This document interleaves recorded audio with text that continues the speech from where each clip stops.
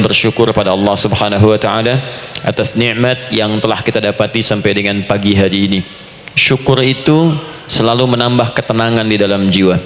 Syukur itu bisa mengentaskan sebagian persoalan hidup yang kita rasakan.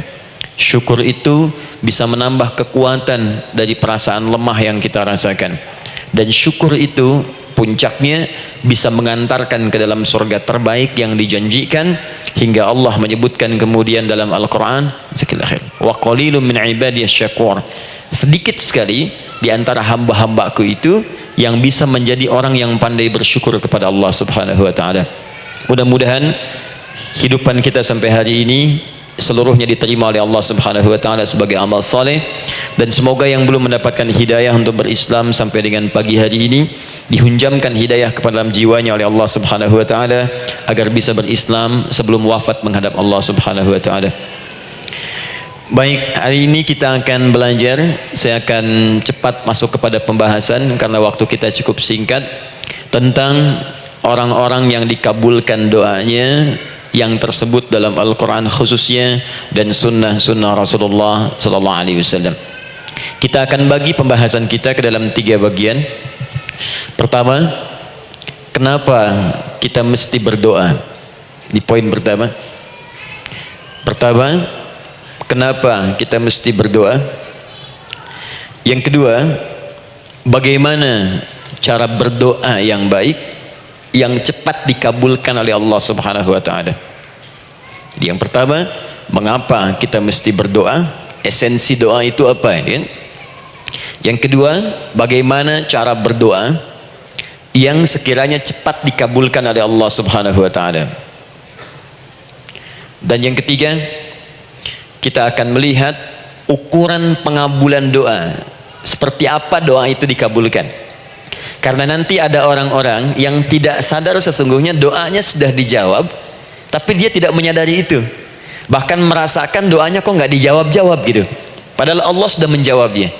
Nah, seperti apa ukuran kita mengetahui bahwa doa kita telah terjawab, atau doa kita barangkali belum dijawab atau tidak dijawab? Apa ukuran ketiga hal itu? Itu yang coba kita turunkan di pembahasan pagi ini. Mudah-mudahan dengan itu kita nanti akan lebih pandai bagaimana cara menyikapi doa dalam hidup, seperti apa doa dipanjatkan, kapan kita berdoa, dan kita tahu, oh ini hasil dari doa yang telah kita panjatkan. Sepakat sampai di sini? Baik ya, tinggal sepakat saja ya. Kan biasanya yang nerangkan saya, nulis saya, ngapus saya sampai selesai pula. Baik, ayo kita mulai. Bismillah. Mengapa kita mesti berdoa? Kita buka dulu ibu sekalian, ya, yang di ruangan ini ataupun yang di bawah, semuanya insya Allah memiliki kemuliaan yang sama di hadapan Allah Subhanahu wa taala, sesuai dengan keikhlasannya, ya, sesuai dengan keikhlasannya. Karena hadisnya umum sifatnya. Man salaka tariqan yaltamisu fihi ilma sahhalallahu lahu tariqan ilal jannah.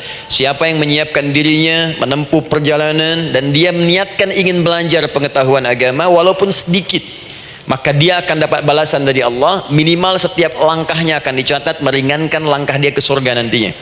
Ya, dan di situ tidak disebutkan khusus bagi yang di dalam ruangan masjid, lantai 2 lagi misalnya, tidak.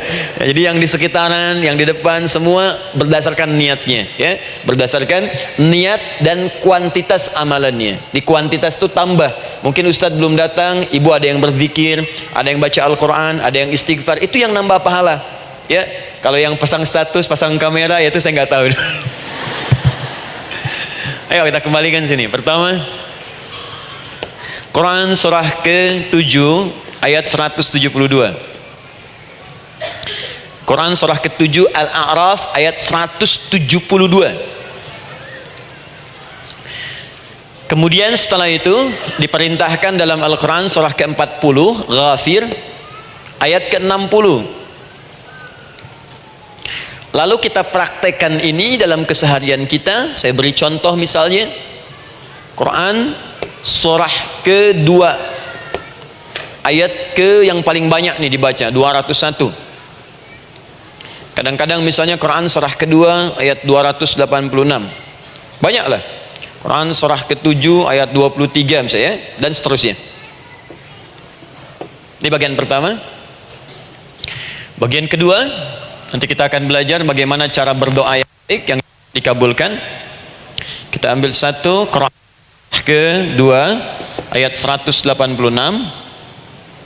Kemudian yang kedua, kita ambil contoh Quran surah ke-17 ayat 110.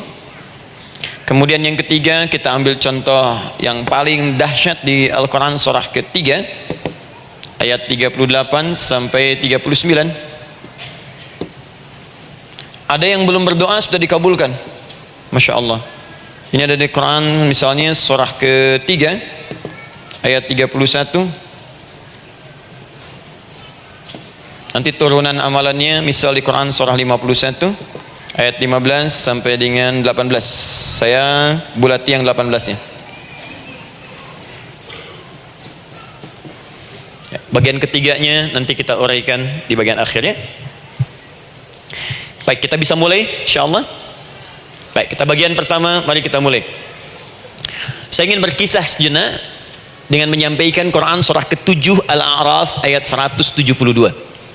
Allah berfirman, a'udzubillahi minasyaitonir rajim, wa idz akhadha rabbuka min bani adama min zuhurihim dzurriyyatahum wa ashhadahum ala anfusihim alastu bi rabbikum qalu bala syahidna. Ada ayatnya?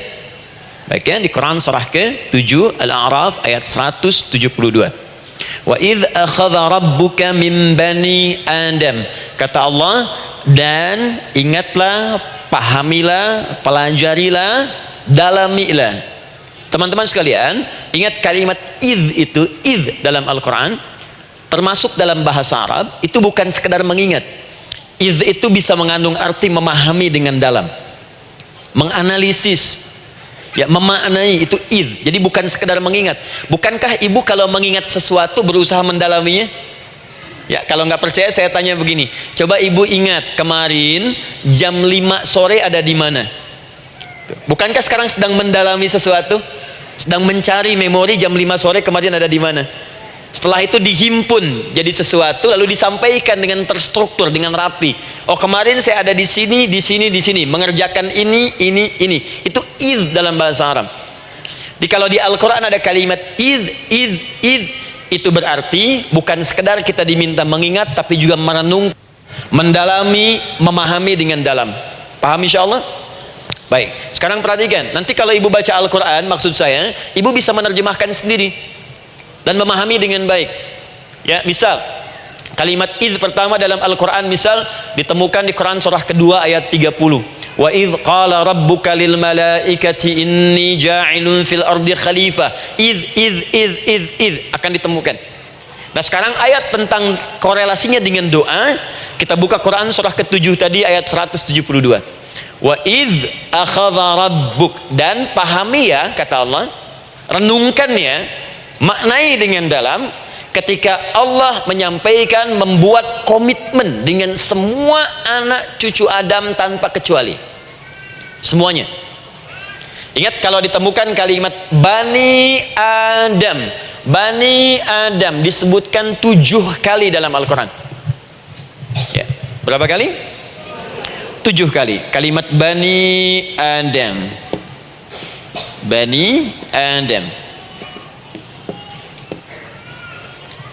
Ini menunjuk pada semua keturunan anak cucu Adam sampai selesai kehidupan.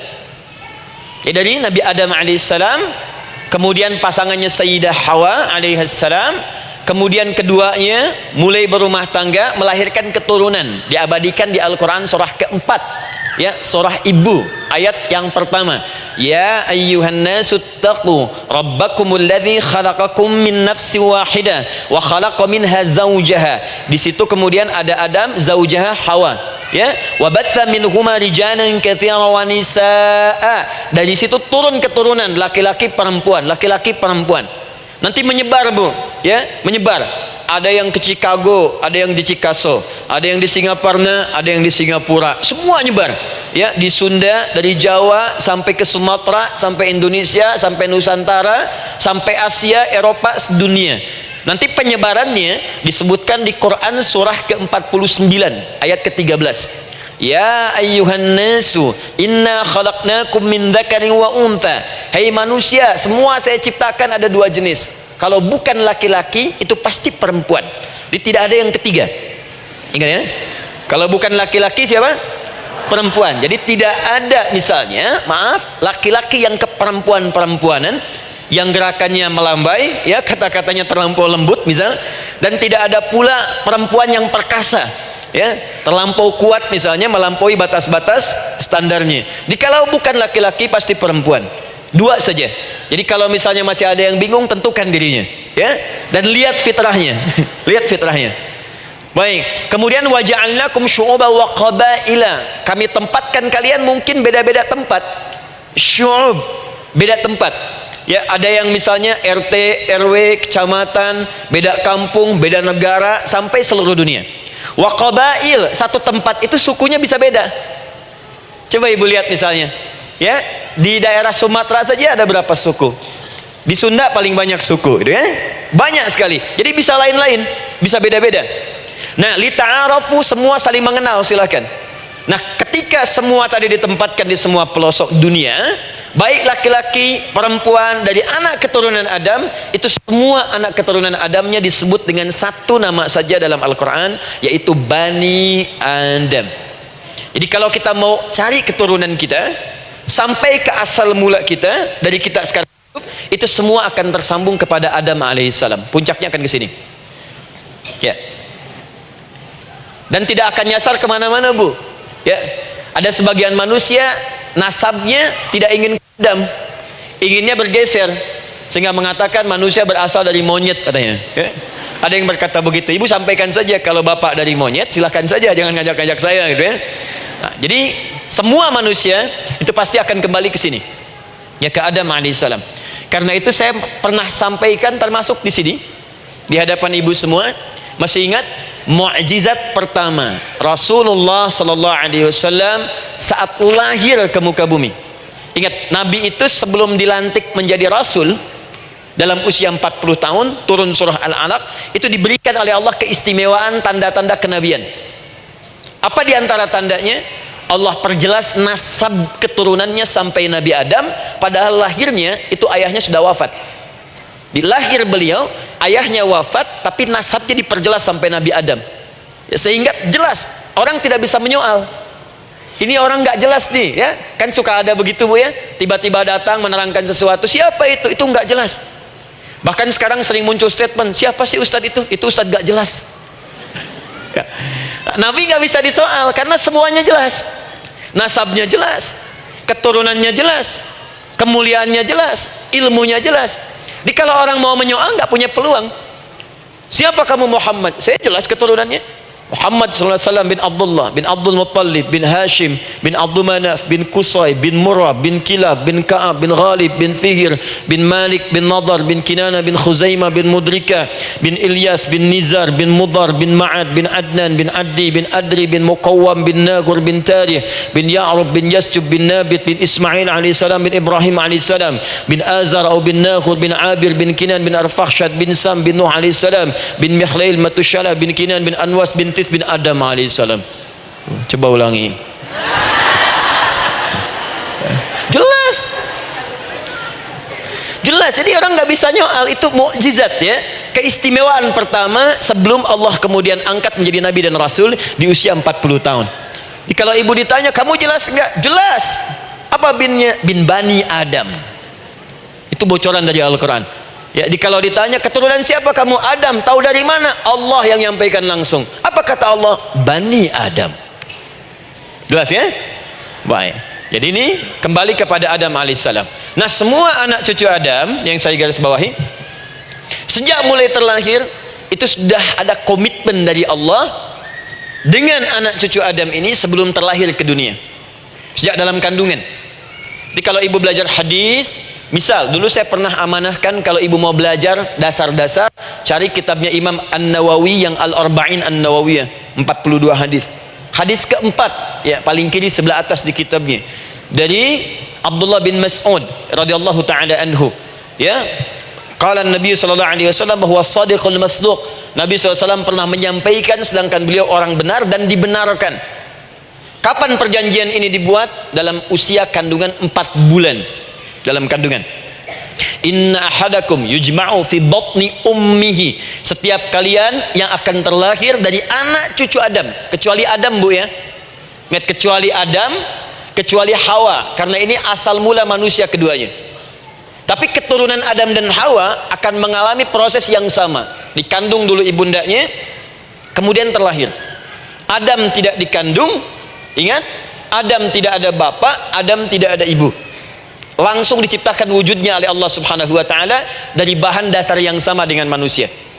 Ya, karena itu saya pernah ditanya, pernah berdialog, ya, Ustaz, ini spesial Nabi Isa ini. Ya, spesial, Yesus Al-Masih Nabi Isa spesial. Karena itu diangkat sebagai Tuhan. Apa yang spesial? Kata beliau, karena ini bisa menghidupkan yang mati. Yang kedua, ini lahirnya beda dengan orang biasa. Bagaimana lahirnya? Tanpa bapak. Ibu saja tanpa bapak. Mana ada manusia yang lain seperti ini? Saya bilang, Adam lebih spesial lagi. Lahir tanpa ibu, tanpa bapak. Kenapa nggak jadi Tuhan? Tapi kan Adam nggak bisa menghidupkan yang mati. Dengan izin Allah, maaf, Nabi Ibrahim lebih canggih lagi. Buka Quran surah kedua ayat 260, paling kiri sebelah atas. Wa idz qala Ibrahim rabbi arini kaifa tuhyil mauta qala awalam tu'min qala bala walakin inna qalbi. Ketika Ibrahim bermohon kepada Rabbnya, ya Allah, tolong tunjukkan kepadaku bagaimana cara menghidupkan yang mati. Kata Allah, kamu masih nggak yakin? Kata Ibrahim, saya yakin, saya yakinnya, cuma supaya hati saya tenang, membuktikan kepada yang lain tentang kuasamu. Kata Allah, gampang. Lalu Allah berikan kemudian satu ketentuan sama persis dengan Nabi Isa, cuman prosesnya lebih canggih. Kalau Nabi Isa tepuk mayatnya, bangun, bicara. Nabi Ibrahim kata Allah, nih ambil burung, potong-potong dulu, dicincang dulu. Sudah dicincang kemudian mayatnya disimpan, jasadnya di tempat bukit yang berbeda. Kalau sekarang potong burung, simpan di bukit satu, jasad yang kedua simpan di bukit B. Kepalanya simpan di bukit A, ekornya simpan di bukit B, badannya simpan di bukit C. Panggil dengan nama Allah. Thummad'uhunna ya'tinaka sa'ya. Panggil bismillah dengan nama Allah, hidup, hidup. Sama persis dengan Nabi Isa. Dengan nama Allah biiznillah, hidup, hidup. Nabi Ibrahim biiznillah, dengan nama Allah hidup, hidup. Menyatu semuanya jadi satu. Psst. Kalau Nabi Isa kemudian ada yang menduga sebagai Tuhan, kenapa Nabi Ibrahim tidak angkat jadi Tuhan? Paham ya? Nah, ini menunjukkan bahwa ada pola pemikiran yang harus dikembalikan supaya benar cara memahaminya. Jelas sampai sini? Maaf saya sedikit agak lompat ya. Saya kembalikan kemudian, perhatikan sini. Inna ahadakum yujma'u fi batni ummihi. Karena itu semua anak cucu Adam, beda dengan Adam, akan proses lahirnya dikandung dulu di perut ibundanya. Fokus baik-baik. Arba'ina yauman nutfah, 40 hari pertama baru kemudian proses antara spermatozoa dengan ovum berproses. Thumma yakunu mithla dzalika, kemudian alaqah, 40 hari yang kedua jadi alaqah, zigot yang menempel di dinding rahim. Thumma yakunu mithla dzalika mudghah, 40 hari ketiga berbentuk mudghah, sudah mulai berbentuk daging sekeratan, ada bentuknya. Dan usianya sudah 4 bulan, 40 hari ketiga, 120 hari. 120 hari. Thumma yursalu ilaihil malak, kemudian diutuslah malaikat, fayanfukhu fihi ruh, maka ditiupkan roh ke dalamnya.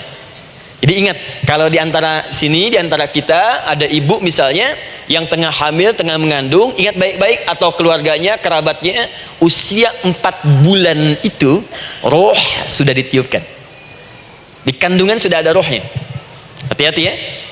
Berapa bulan? 4 bulan. Karena itu nanti ada ayat dalam Al-Quran, Quran surah ke-7 ayat 189. Di posisi ini harus banyak berdoa dan beramal soleh. Ingat ya, berdoa, beramal soleh, minimal minta kepada Allah. Da'awallaha rabbahuma la in ataitana shalihah lanakunanna minasyakirin.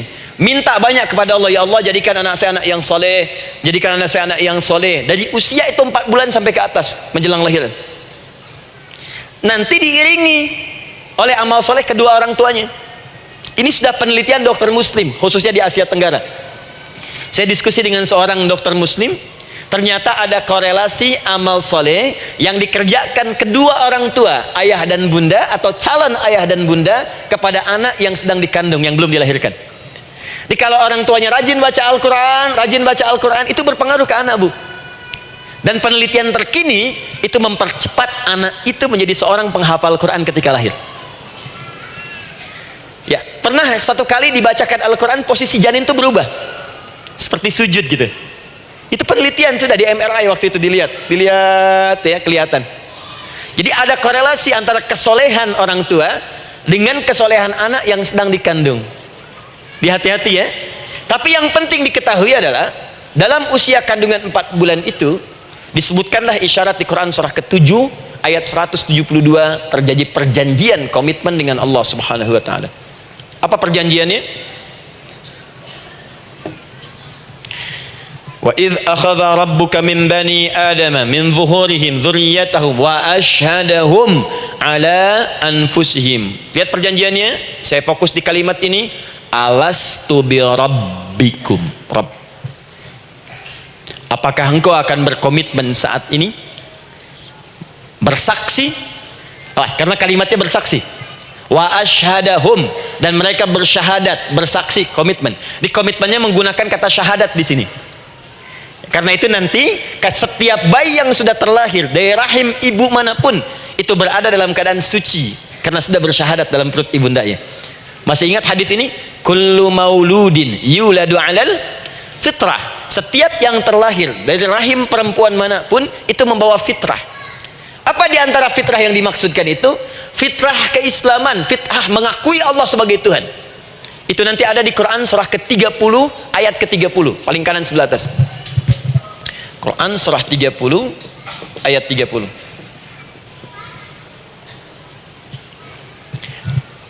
Fa'aqim wajhaka lid-dini hanifa. Hei setiap manusia, fa'aqim wajhaka, hadapkan, pasrahkan, arahkan dirimu sepenuhnya, lid-dini, pada ketentuan ad-din, hanifa, dengan lurus. Di setiap manusia itu punya fitrah untuk beragama, punya kecenderungan untuk mencari Tuhan. Silakan ibu cek, manusia manapun yang pernah hidup itu pasti akan mencari Tuhan. Silahkan. Karena itu Allah beri jalan, begini cara mencarinya. Fitratallahi allati fataran nasa 'alaiha, itulah fitrah manusia yang telah Allah berikan pada dirinya bahkan sebelum dia terlahir. Di antara fitrah manusia ada kecenderungan untuk mencari Tuhan, ada kecenderungan untuk mendekat kepada Allah. Bahasa Qurannya din, lid-dini hanifa. Apa itu din? Itulah Islam. Quran surah ke-3 ayat 19, innad dina indallahil Islam. Karena itu silakan cek, semua orang itu pasti akan mencari Tuhan. Setiap manusia. Ada yang melihat kayaknya ada di hewan, kayaknya ada di pohon, kayaknya ada di alam, kayaknya ada di patung, kayaknya ada di, mencari dia. Terus Allah beri jalan. Kalau kamu ingin mencari yang benar, din yang dimaksud Islam, diberikanlah tuntunan dalam Islam. Jelas sampai sini? Baik, karena itulah kemudian setiap bayi yang terlahir itu disebut oleh Nabi dia suci, dia bersih karena telah membawa risalah Islam dalam dirinya. Hanya sayang nanti fa abawahu yuhawidanihi au yunassaranihi au yumajjisanihi, lingkungan nanti akan merubah dia keluar dari fitrahnya. Bisa dipengaruhi, tiba-tiba berubah misalnya keyakinan, bisa karena kejadian tertentu dia jauh dari Allah Subhanahu wa taala. Dia muslim, cuman karena kondisi tertentu, pekerjaan menjauhkan dia dari Allah, lupa sholat. Telenovela menjauhkan dia dari Al-Quran. WhatsApp, Facebook, media sosial melupakan dia dari ibadah. Coba ibu, kalau online setiap hari berapa kali dengan media sosial? Ganti status. Online dengan Allah berapa kali dalam sehari? Coba hitung, online dengan Allah yang paling maksimal kan sholat fardu 5 kali. Kalau 1 kali 5 menit kali 5 cuma 25 menit. 25 menit online dengan Allah, berapa menit online dengan media sosial yang tidak nyata? Dan cita-cita masuk surga. Ayo sini. Nah, saya belum selesai. Jadi yang pertama, dalam perjanjian 4 bulan ini, pertama ada komitmen bersyahadat menuhankan Allah. Tapi yang kedua, Ini yang dahsyat. Perhatikan kalimatnya, fokus. Saat Allah memperkenalkan dirinya dalam kandungan kita usia 4 bulan itu, dengan nama apa Allah memperkenalkan dirinya? Coba lihat ayatnya. Alastu bi rabbikum, dengan nama Rabb. Wa id akhadha rabbuka min bani adama dzurriyyatahum, awas, wa ashhadahum ala anfusihim alastu bi rabbikum, dengan nama Rabb.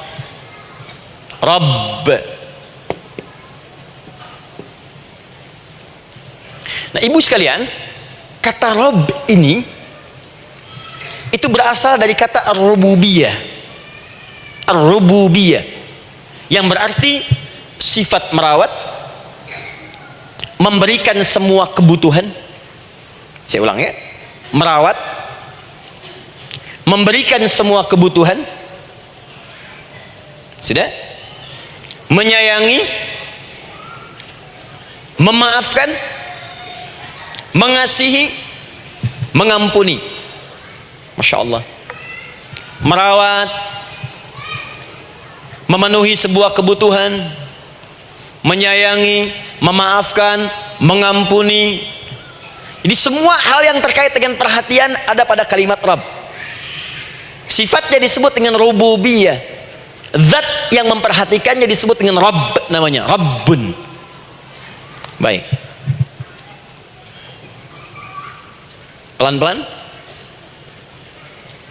Seakan-akan Allah ingin berkata begini, hei, engkau buat perjanjian dengan saya sekarang. Engkau bersaksi saya sebagai Tuhan, siap bersaksi menuhankan saya. Nanti ketika kamu lahir, apapun yang kamu butuhkan dalam kehidupan, aku akan berikan. Kamu akan saya rawat. Kalau sakit, kamu saya sembuhkan. Minta sesuatu yang kamu butuhkan, saya akan berikan. Kamu butuh sesuatu, saya akan hadir. Kamu salah minta maaf, saya maafkan. Kamu dosa minta ampun istighfar, saya ampuni. Kamu ingin sesuatu yang lebih baik, saya berikan. Pokoknya semua yang kamu inginkan selama engkau butuhkan dan itu baik, aku berikan. Kira-kira, maaf Bu ya, maaf sekali, kalau ada yang nawarkan pada ibu, mau nggak ikut saya, nanti sebuah kebutuhannya saya berikan. Kalau sakit saya berikan jaminan kesembuhannya. Kalau butuh sesuatu saya berikan. Kalau ingin ini itu selama butuh saya sampaikan. Kira-kira ibu nolak atau ikut? Baik. Ikutnya mikir dulu atau tidak? Tidak. Jangankan yang tinggi-tinggi Bu ya, suami aja nawarkan, mah mau nggak ikut papa? Papa nanti kasih handphone S10. Sama gelang nggak Pak? Ikut ya. Dan tanpa pikir. Dalam bahasa Arab, sesuatu yang disetujui tanpa difikirkan lagi, itu disebut bala namanya. Bala, sekali saja, sekali, ya, tidak 2 kali. Tidak ditambah, tidak dikurangi. Ingat, kalau Allah sudah sampaikan kalimat, jangan tambah, jangan kurangi, ya. Bala, tidak ditambah nga, tidak disebutkan 2 kali. Bala. Ya. Bala itu artinya siap. Ya. Tanpa fikir. Karena memang nggak ada yang dipikirkan lagi. Apa yang mau dipikirkan? Semua kebutuhan dikasih, semua keinginan dikabulkan sepanjang baik. Kalau sakit ada jaminan disembuhkan, dikasihi, disayangi, salah dimaafkan. Ya, kalau dosa diampuni, apalagi yang kurang, nggak ada aib, nggak ada yang kurang, sempurna semua. Kita katakan bala tanpa fikir. Karena itu, perhatikan, setiap kita kemudian, ibu sekalian, datang terlahir ke bumi,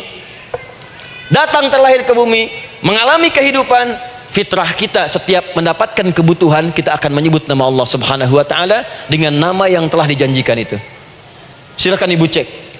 Bukankah ibu ketika ada kesulitan memohon kepadanya, ya Allah tolong sembuhkan, ya Allah, ya Allah lancarkan, ya Allah, ya Allah sukseskan suami saya, ya Allah tenangkan kehidupan rumah tangga kami, ya Allah anugerahkan solusi, ya Allah sembuhkan ibu saya. Semua minta kan? Dan dahsyatnya, ketika ibu memohon kepada Allah itu, ibu gunakan kalimat yang telah disepakati ketika Allah sampaikan kepada kita, Rabb, Rabb, Rabb. Perhatikan, kalau ibu berdoa, doa apa paling favorit? Rabbana atina fid dunya hasanah fil akhirati hasanah wa qina. Doa apa itu? Sapu jagat. Bu bayangkan, Nabi aja nggak tahu tuh istilah itu sapu jagat. Ibu tahu? Wah, Masya Allah, Indonesia kreatif, luar biasa. Ada doa sapu jagat, nggak ada doa sapu nggak ada jagatnya, ada doa jagat nggak ada sapunya. Wah, pokoknya luar biasa lah. Ya, ya, lihat, bukankah kalimatnya dibuka dengan Rabb?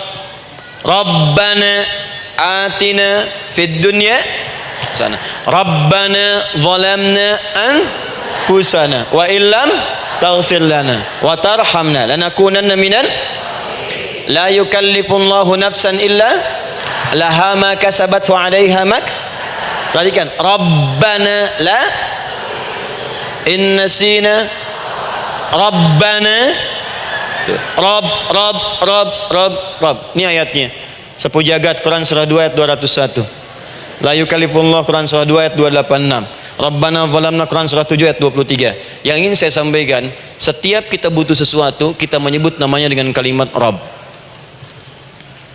Kenapa kita katakan Rabb? Karena Allah sendiri menyebutkan dengan kalimat Rabb. Alastu bi rabbikum, saya nanti adalah Tuhan yang akan memperhatikan kalian, menyayangi kalian. Saya Tuhan yang akan merawat kalian, memberikan semua kebutuhan. Makanya ibu tuh kalau ada persoalan nagih seakan-akan ke Allah. Ya Allah, kan engkau yang berjanji kepada saya. Engkau yang berjanji, engkau yang menepati ya Allah, karena engkau Tuhan. Kalau manusia, dia berjanji, dia yang mengingkari. Dia awali, dia yang akhiri. Tapi engkau beda ya Allah. Kenapa? Engkau berjanji, engkau yang menepati. Quran surah ketiga ayat 9. Innallaha la yukhliful mi'ad. Engkau yang berjanji, engkau yang menepati. Engkaulah awal dan akhir dari semua hal. Engkau mengatakan saya Rabb yang akan memberikan semua kebutuhan. Sekarang saya butuh ya Allah. Engkau berjanji akan menyembuhkan, sekarang saya sakit ya Allah. Engkau berjanji akan memberi solusi, sekarang saya sedang punya masalah ya Allah. Engkau berjanji akan memberikan kesuksesan, sekarang saya sedang menapaki itu ya Allah. Makanya ibu sebutkan kalimat Rabb. Jadi sesungguhnya doa itu adalah fitrah dari setiap manusia, karena mulai dibangun komitmen sebelum dia dilahirkan ke muka bumi. Jadi kalau kita bicara tentang doa, doa itu fitrah kehidupan bagi setiap manusia.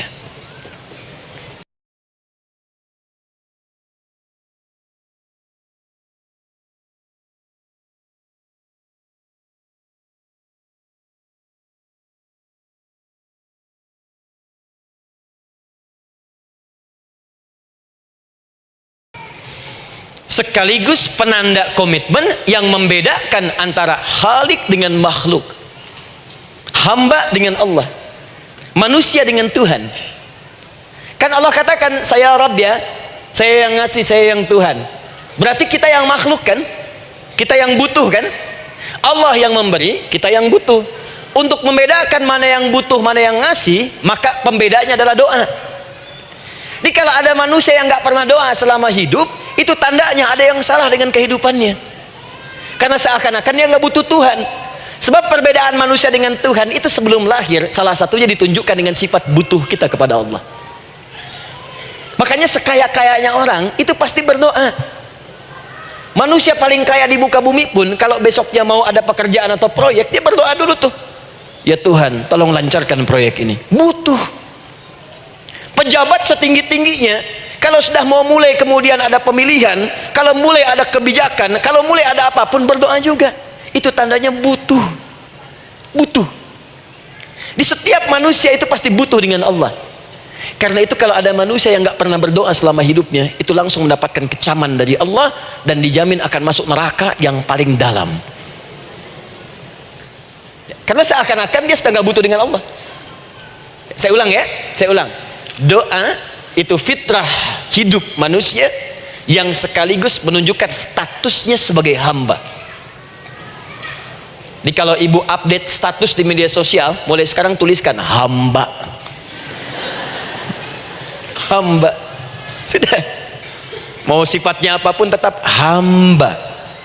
Ya, mau pejabat, mau orang kaya, mau cukup, mau macam-macam, mau ustadz, mau syekh, mau habib, tetap ujungnya hamba. Dan butuh penghambaan itu diwujudkan dalam bentuk doa. Muncullah Quran surah ke-40 ayat ke-60. Wa qala rabbukum, rabb, selalu rabb. Wa qala rabbukum ud'uni astajib lakum. Innal ladzina yastakbiruna an ibadati, awas, sayadkhuluna jahannama dakhirin. Allahu akbar. Dan Rabbmu berfirman, mengingatkan kembali kepada kalian semua, hei hamba-hambanya, kalau ada kebutuhan, kalau ada masalah, kalau ada permintaan, kata Allah, ayo doa sama saya, minta. Kan kita sudah bikin perjanjian. Makanya Allah katakan, kalau punya masalah, Bu, berdoa, bukan mengeluh. Kalau punya persoalan, Bu, berdoa, bukan bikin status. Rasanya aku tidak sanggup, ditulis di Facebook. Apain? Terus kalimat Allahnya pun jelas, minta kepadaku, bukan mengeluhkannya. Kamu tidak seperti yang aku kira. Nungguin komen sambil masak, celing ada satu, ece kunaon. Makin meluas masalah. Untuk dah abi mas sabar. Sudah. Paham ya? Jadi ini kaidah hidup yang pertama. Sebetulnya sederhana, cuman jarang digunakan gitu. Sederhana, cuman jarang dipakai. Kata Allah kan, kamu doa itu saya kasih ketenangan. Jadi Bu, gini, doa itu manfaatnya, walaupun solusi belum datang, tapi hati tenang. Tenang. Jadi kalau mau curhat-curhat sama Allah, sampaikan, minta, mohon, berikan. Minimal tenang. Saya kasih rahasia ya. Ini diantara kita saja nih. Lihat sini. Saya hapus dulu deh. Bismillah. Masya Allah. Mau ngapus sendiri, nulis sendiri, penghapus lari sendiri.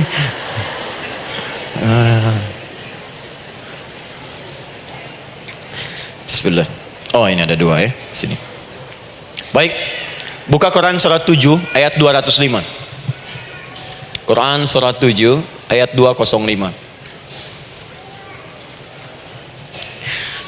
Doa itu disebut zikir di ayat itu. Jadi kalau ibu sedang berdoa, itu sedang berzikir.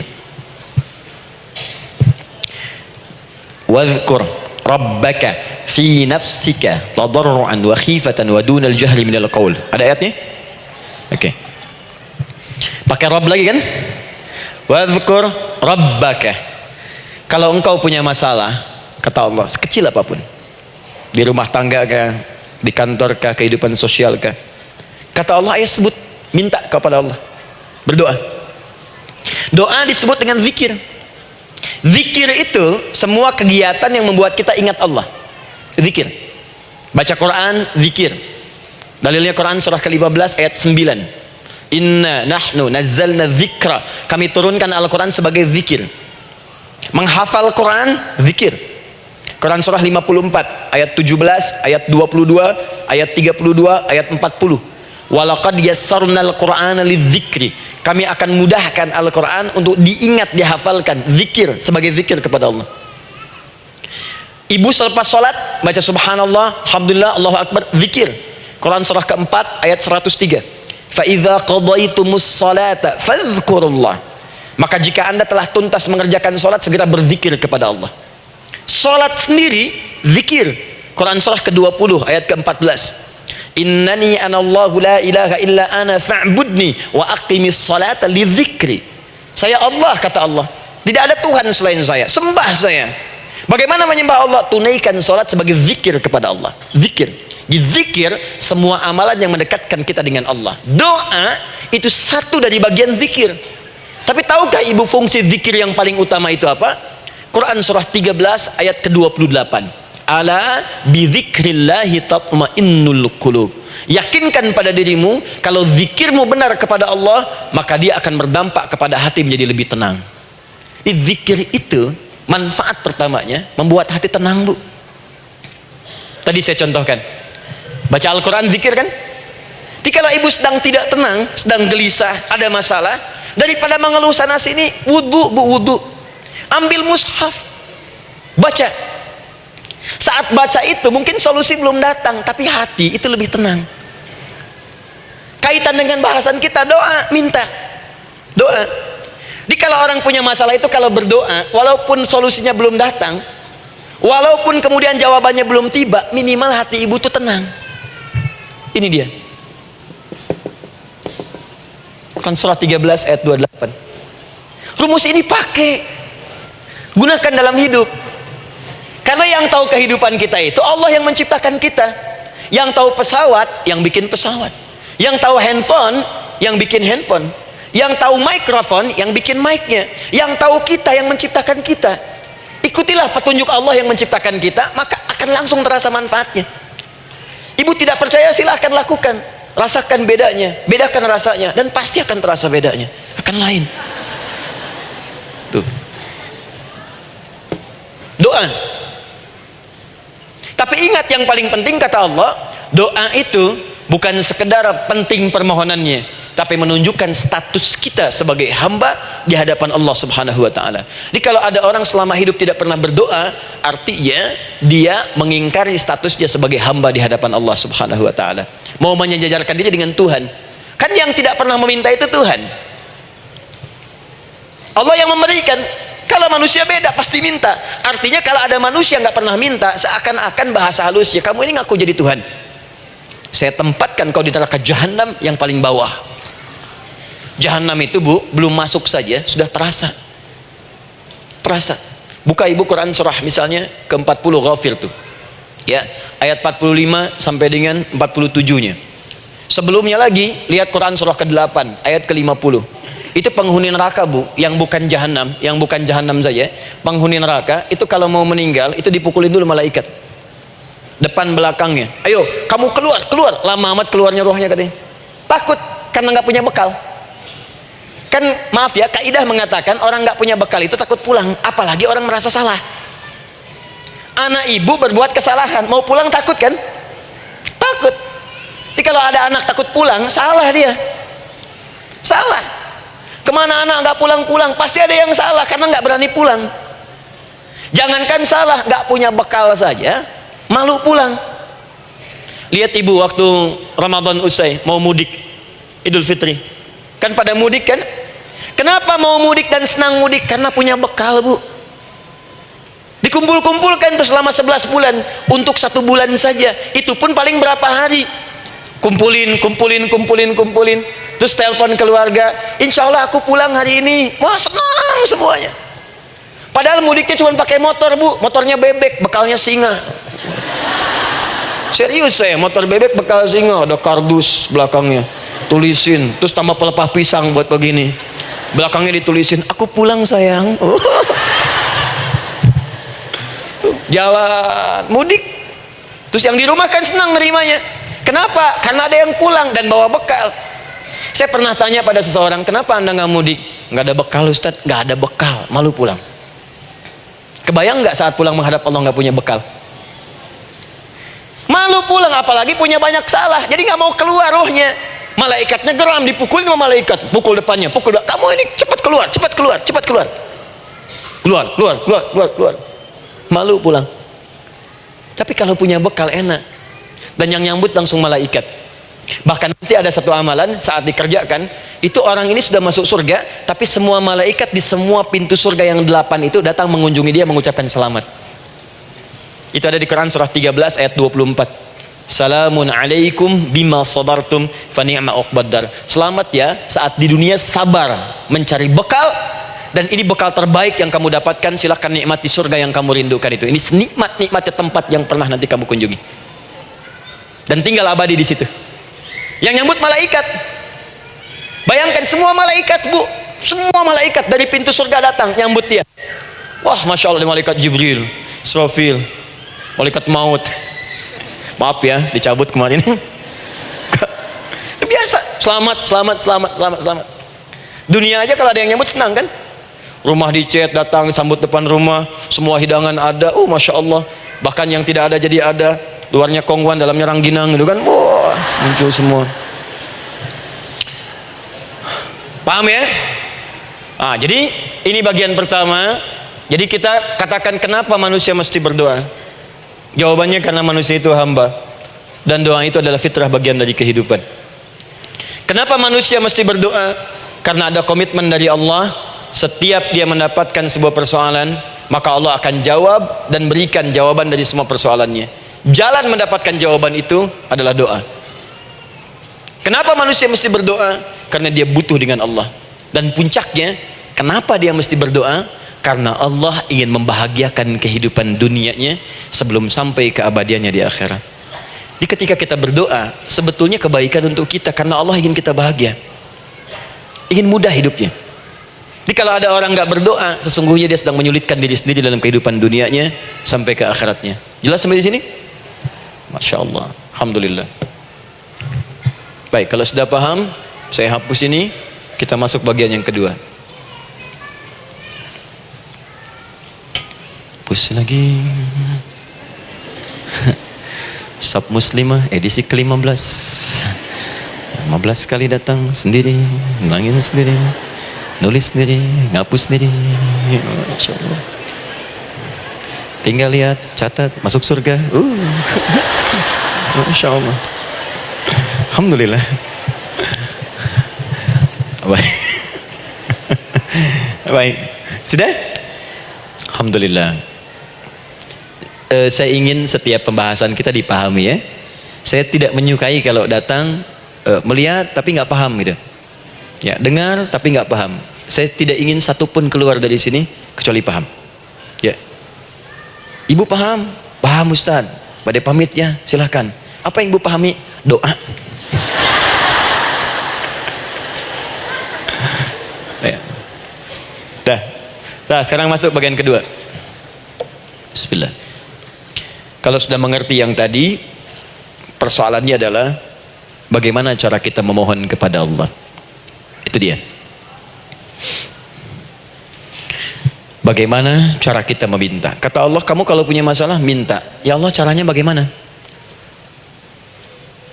Karena sesuatu yang dikerjakan tanpa ilmu dan tidak tahu caranya, itu bisa keliru. Hidup itu menyembah Allah tidak cukup dengan iman, Bu. Mesti pakai ilmu. Iman saja sekalipun kuat tanpa ilmu itu bisa salah. Kuat ingin mendekat kepada Allah. Ya Allah, aku ingin ibadah, aku ingin ibadah. Kuat. Saya punya kawan dulu di pesantren. Tahun kedua, dia sudah berubah. Ya, tadinya orang tuanya melihat anaknya, masya Allah, tiba-tiba ada perubahan. Senang ibadah, Bu. Malam-malam dia bangun. Ini kisah nyata, saya alami sendiri. Masya Allah, saya senang sekali. Kita saling doakan. Dia bangun malam tahajud. Bangun jam 2, Anda bayangkan. Yang sebelumnya menjelang subuh atau apa. Ini malam Jumat lagi, malam libur. Malam libur biasanya santri itu kebanyakan ada yang keluar, ada yang main, ada yang macam-macam. Ini dia malam tahajud jam 2 bangun. Saya bahagia sekali. Udah bangun, sholat, selesai. Cuman pas waktu mau subuh, kok saya lihat tidur. Saya bangunkan kan, Fulan bangun. Oh iya, kata iya. Oh mungkin nanti mau nyusul. Saya pikir istirahat dulu. Saya ke masjid lah. Udah ke masjid, dah selesai. Kita diskusi di masjid, selesai. Semua pulang saya jam 7. Saya lihat masih tidur juga. Barangkali dia sudah tadi sholat mungkin di kamar, nggak sempat ke masjid karena capek. Tapi saya lihat kok posisinya nggak berubah. Di situ juga. Akhirnya setengah jam saya tunggu, saya bangunkan. Bangun. Kenapa Adi? Katanya. Saya kira antum belum sholat subuh ya. Adi gimana sih? Kan udah saya jama dengan tahajud tadi. Udah saya jama dengan tahajud. Jadi memang kekuatan imannya lagi tinggi, cuman ilmunya kosong. Ini yang bahaya. Besok-besok kalau orang kayak gini sholat subuh bisa 4 rakaat. Ya. Karena itu berdoa penting, cuma kita mesti tahu caranya. Yuk kita mulai bagian pertama. Quran surah kedua ayat 186, paling kiri sebelah bawah. Sudah? Wa idza sa'alaka 'ibadi 'anni fa inni qarib. Fokus. Kata Allah, kalau hamba-hambaku Muhammad SAW bertanya kepadamu, minta petunjuk untuk mencari-cari aku. Tuh Bu, coba lihat ayat doa dibuka lagi dengan kalimat hamba untuk menegaskan status kita. Jadi kalau ditanya kita siapa di hadapan Allah, hamba. Makanya nggak usah sombong. Jangan sombong karena kita cuma hamba. Karena itu ketika Korun sombong, Korun tuh manusia terkaya yang pernah hidup di bumi. Hartanya bu, ini saya kasih bocoran sedikit, kunci berangkasnya saja, kemana-mana itu suka dibawa, dipikul paling sedikitnya 8 bodyguard, cuman bawa kunci berangkas saja begini. Di Korun pengen ngasih tahu, kalau ada yang pengen nyuri di tempat saya silahkan aja, ini aja bodyguard saya ngangkat kuncinya susah. Korun.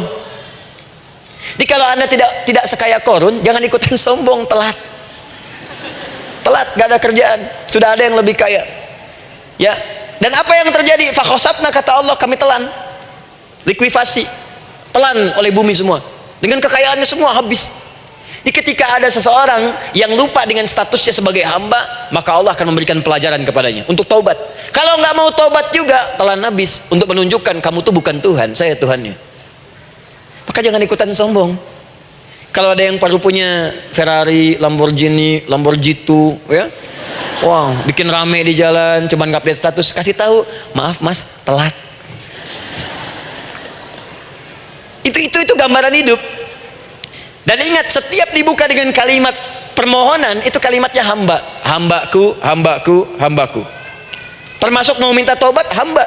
Quran surah 39 ayat 53. Qul ya ibadiyalladzina asrafu ala anfusihim la taqnatu min rahmatillah. Katakan Muhammad pada hambaku yang merasa banyak dosa, pengen berdoa minta taubat. Kata Allah, hamba, saya terima taubatnya, hamba. Ini ya. Ini pun adab yang pertama dari Al-Quran. Adab yang pertama, kalau kita ingin berdoa dan doa itu cepat ingin dikabulkan, maka berdoalah dengan cara menghamba di hadapan Allah Subhanahu wa ta'ala. Jangan merasa tinggi.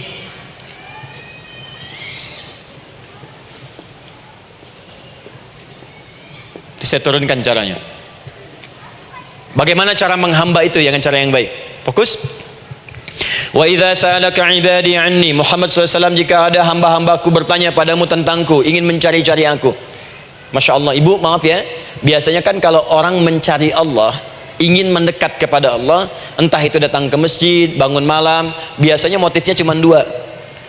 Satu, ada kebutuhan, pengen berdoa, terus dekat sama Allah. Besok mau arisan, malamnya tahajud. Anak mau ujian, baru puasa, kan?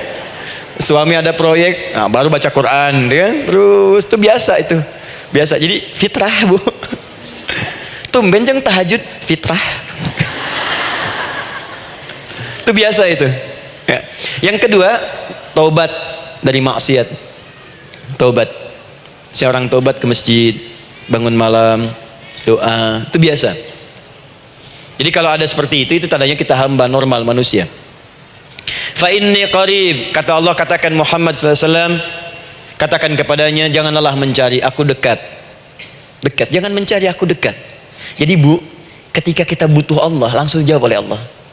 Kamu mau apa? Aku dekat.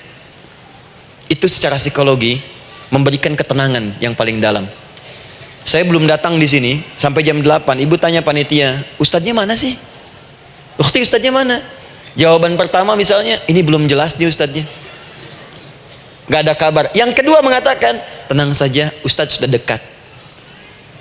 Maka yang kedua itu lebih menenangkan kepada kita. Ketika ibu mencari, ya Allah, saya sedang ada masalah, langsung dijawab oleh Allah, tenang, aku dekat denganmu, mau minta apa? Itu bu, jadi kalau ibu sedang punya persoalan, psikologi Al-Quran mengatakan, langsung merasakan Allah tuh bersama kita, dekat, menunggu kita mau minta apa.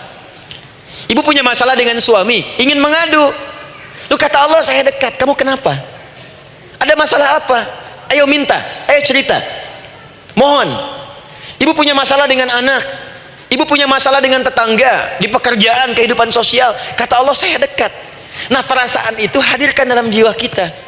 Ini sekarang jarang didapatkan. Jadi kalau ada masalah itu, hal pertama yang dilakukan itu belum ingat Allah, itu masalahnya.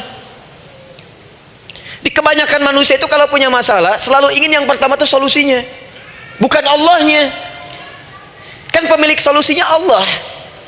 Jadi kalau kita ingat pada yang memiliki, maka apapun yang kita minta akan diberikan. Bahkan ada orang yang saking ingatnya dengan Allah, sebelum minta sudah dikabulkan. Itu yang dahsyat. Nah, sekarang setelah kita paham tentang kedekatan ini, kemudian kita praktekkan. Jadi bu ya, maaf ya, ketika ibu punya masalah apapun, yang pertama diingat Allah. Allah, Engkau telah berjanji, Engkau pasti akan tepati. Ya Allah, sekarang aku ada persoalan. Nah, sekarang teruskan ayatnya. Ujibu da'watad da'i idza da'an. Ujiba.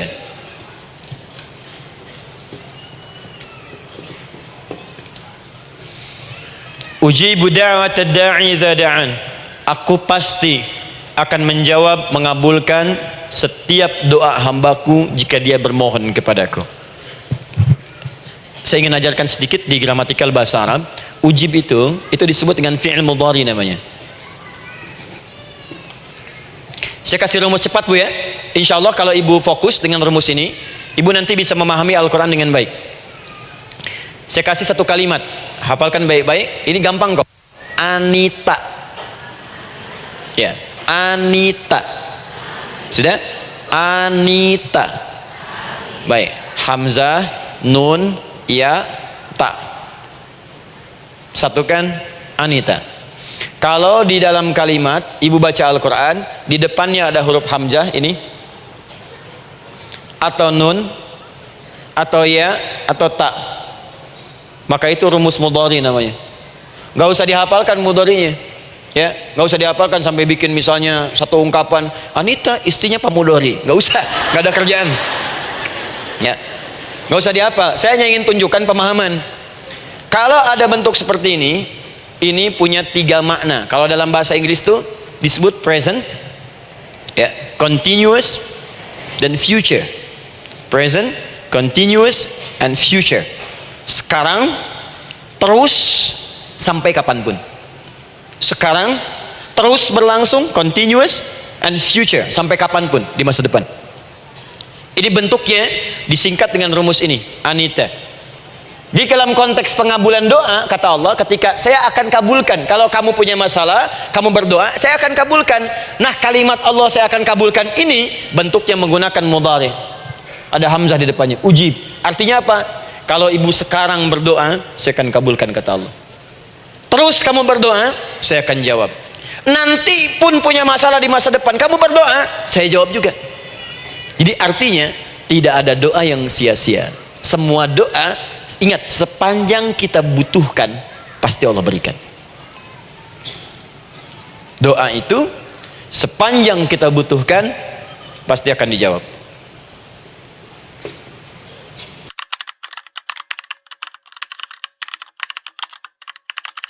Channel 登録お願い